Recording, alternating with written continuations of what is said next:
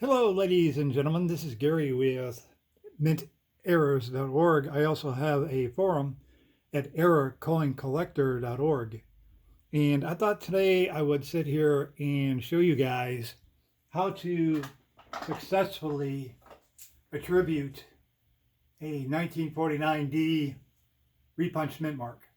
So what we're looking at here is a typical 1949D, and it looks like it could be a D over D. So if you look at the top portion of this D, you'll see two areas. You'll see what looks like a break right here, and then you'll see something else kind of wonky right here. This is probably near 10 times power.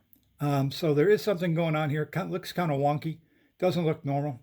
So let's take a bigger look at this particular coin.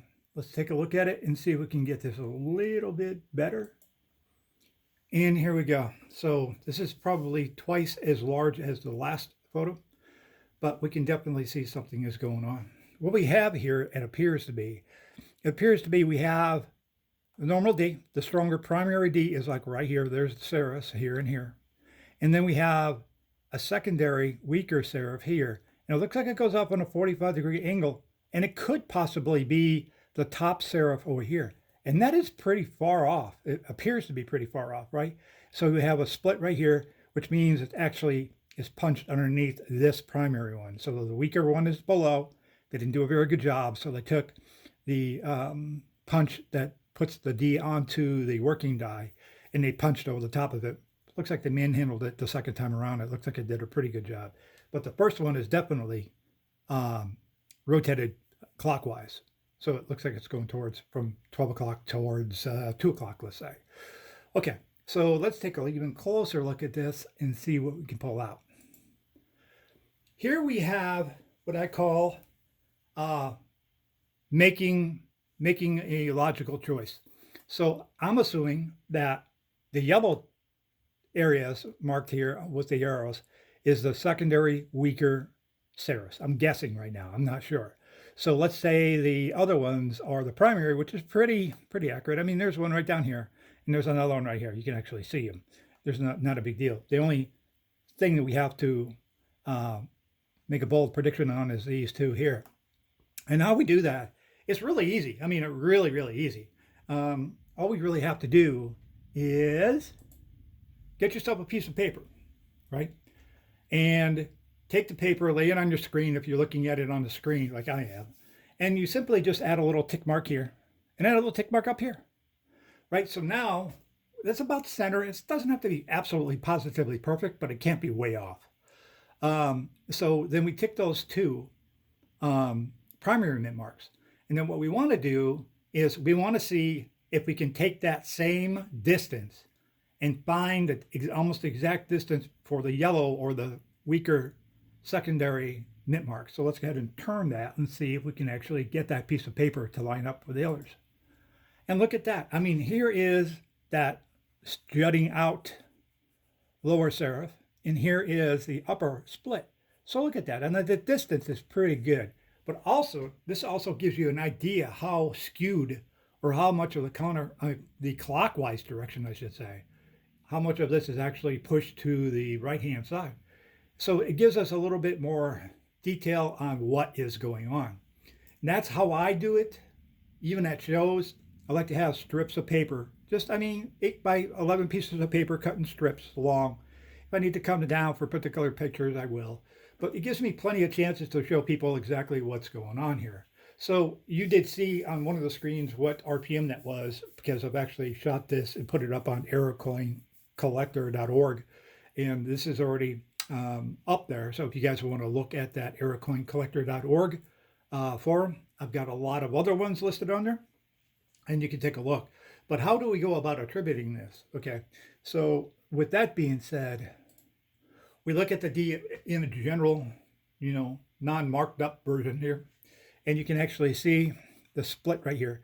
This is the natural D itself that kind of tried to overtake the secondary, but the secondary used so much metal inside the die. You got to remember that when you're punching these Ds, or any mint mark before 1990-ish, 95 time frame, they were hammering this into the die. And then so when it struck a coin, it actually is raised. So they strike it inside, like, dang, that's a little bit off. I mean, I don't see a full D there, so I'm going to have a problem with the coins being showing the Ds. So they take the D again, try to position it over as best they can, and try to strike it again and make it a lot stronger D. And it looks kind of wonky right here, but that's the best picture I could get to show the 45-degree angle per se, and then the two primary mint marks. So this would be called a 1949 D over D, and since the secondary mint mark is west of the primary, so the primary is right here, this part of the D is more west than anything. So that's how you say it, 1949 D over D, west, RPM, repunch mint mark. Okay, so without that being said, let's go ahead and look at something else. This is a place that you can go. This is a book that I actually purchased from Mr. James Wiles. But if you go to VarietyVista.com, Variety Vista is a place. Just go to Google, type in Variety Vista, all one word, and you'll find Variety Vista. And VarietyVista.com, you can actually see different coins that you can go ahead and attribute yourself. So what you end up doing is you choose whatever coin you need. This happens to be under Lincoln Cents, and this is Lincoln Cents RPMs. And we're going to go ahead and go into the RPM section right now. And then you have to find a year that you actually want to look for. So you're looking for 1949D. And you look at these and you see, okay, some of the examples on here aren't the best, but they're not the worst either. At least it gives you a general idea what to look for. The D was not as excessive as this, nor was it as excessive as this. It looked like what?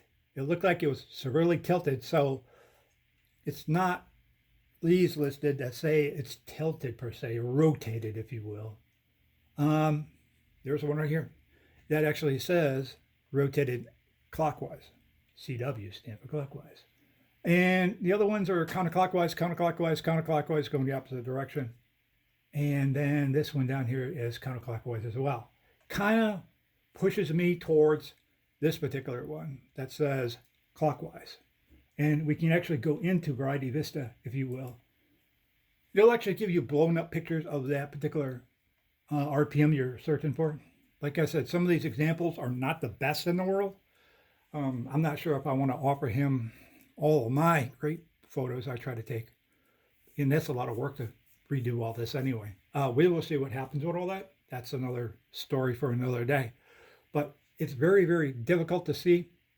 But on the magnified RPM photo, it does look like it's at a 45-degree angle.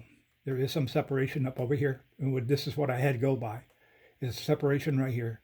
And I had to see this little mark off here because I knew the separation. Konica and James Wiles and Variety Vista all kind of like merged together. They are the ones that will decide whether that separation is big enough to merit a Konica number. And if it is, they end up giving it a Konica number. They actually, make the photographs and do the things they have to do for it. And they also have a place on Variety Vista, which is also called a link there that you can actually go to the Konica master listings. And you can find the exact same coin. You can find the 1949D RPM number 5, and it will tell you all the information you need to know about that coin. It'll tell you the population, the URS, the Universal Rarity Scale number. It gives a UVC number. A UVC number is a number that is specifically assigned to this coin when it has a particular die obverse and a particular die reverse, the marriage of those two dies. So the marriage, die marriage registry, if you will. So it gets down that granular. So if later on in life, let's say that this die was striking these coins and they replaced the reverse die, because you replace the obverse die, then this RPM goes away. So let's say they replaced the reverse die. So you had a number, a UVC number, as that pair came along. well, with die number one of each. And then later on in life, they changed the reverse die so it'll get another UVC number. So you would actually have two UVC numbers. I don't have internet on this particular box, so therefore I can't take you out to the internet to show you that wonderful information. Just go to varietyvista.com and you can search in there whatever coin you typically have, Lincoln cents, nickels, dimes, quarters, half dollars, dollars, and it'll break it up for you. You'll get wonderful pictures like this to attribute, or you can hit my website again at eracoincollector.org. And I'm going to walk through a lot of these, not all of these because I don't have them all, but I've got a good selection. And slowly but surely, I'm building all this up. If you have any questions on any of the coins that you have, bring it on over to eracoincollector.org. I'm in there practically every day. I'm trying to post up as much as I can. That site is relatively brand new. And the more people that come on in that want to talk about coin collecting, errors, and just general talk about coins, come on over. Again, I'm Gary, and I'm with eracoincollector.org.